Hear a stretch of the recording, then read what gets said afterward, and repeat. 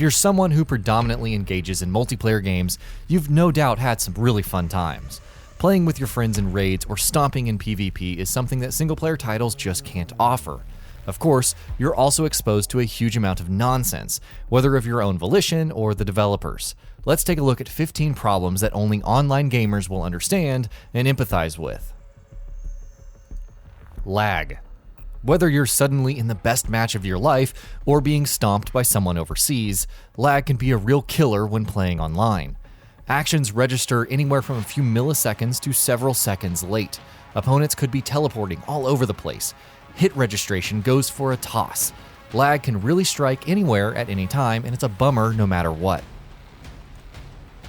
Connection issues. Of course, the only thing worse than lag is when your connection goes down completely. You'll probably be raiding in Destiny, or World of Warcraft, or even Guild Wars 2 when things go haywire. Even worse than calling your ISP to get things fixed is learning that a cyclone has destroyed several underwater fiber optic cables, thus ensuring spotty connections for weeks. Trust us, it happens. Unbalanced matchmaking. How many times have you jumped into Overwatch's competitive play and found yourself matched against diamonds when you're still gold? Even worse than this is Halo 5 Guardian's ranking system, which had an unhealthy habit of pitting Diamond and even Onyx Division players against Silvers and Golds. Then there's Destiny's skill-based matchmaking, which forsakes your connection quality and finds tough opponents for you to face.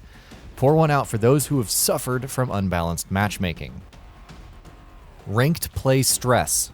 Of course, competitive multiplayer modes have other problems.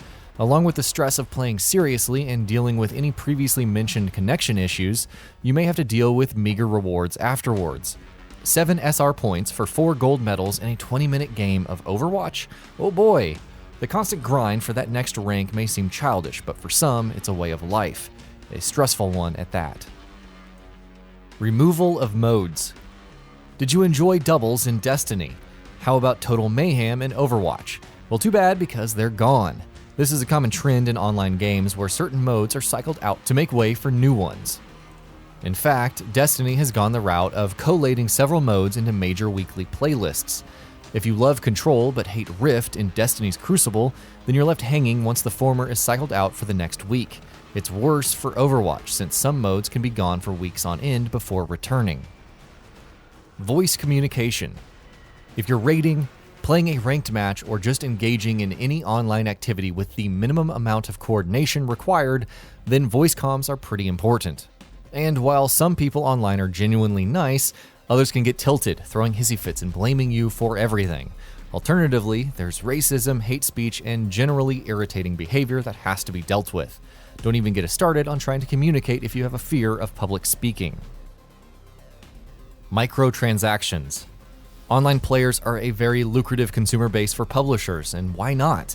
When someone wants to dedicate the majority of their gaming time to a single property, why not try to offer them more? Unfortunately, some of that extra content can come in the form of cosmetics hidden behind RNG loot boxes. Sometimes you'll get what you want, and other times, well, you won't. While some of these cosmetics are just that, loot boxes in the Call of Duty series have offered superior weapons with a clear competitive advantage. That's just annoying. At least Blizzard is attempting to remedy its loot box system in Overwatch. Events. When you can't release major DLC every month for your online player base, events are the next best thing. Players get something new to do, and publishers get to push their share of microtransactions. The issue is that even for a game like Overwatch, which allows you to earn all of an event's content without paying any money, you're limited by time. Overwatch's anniversary event caught a healthy amount of flack for this because it was simply impossible to earn everything in the time given without spending real money, and even then it was tough. It also doesn't help that sometimes a monthly event's exclusive content is usually gone when the event is over, though it can become permanent later. Weapon balance changes. Getting attached to a particular weapon in an online game is something you can't help.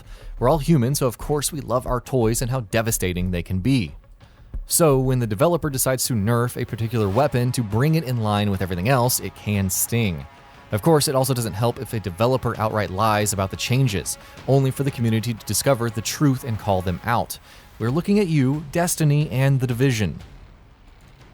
Class balance changes. And then there are the class balance changes, where changing one simple thing can ruin everything else.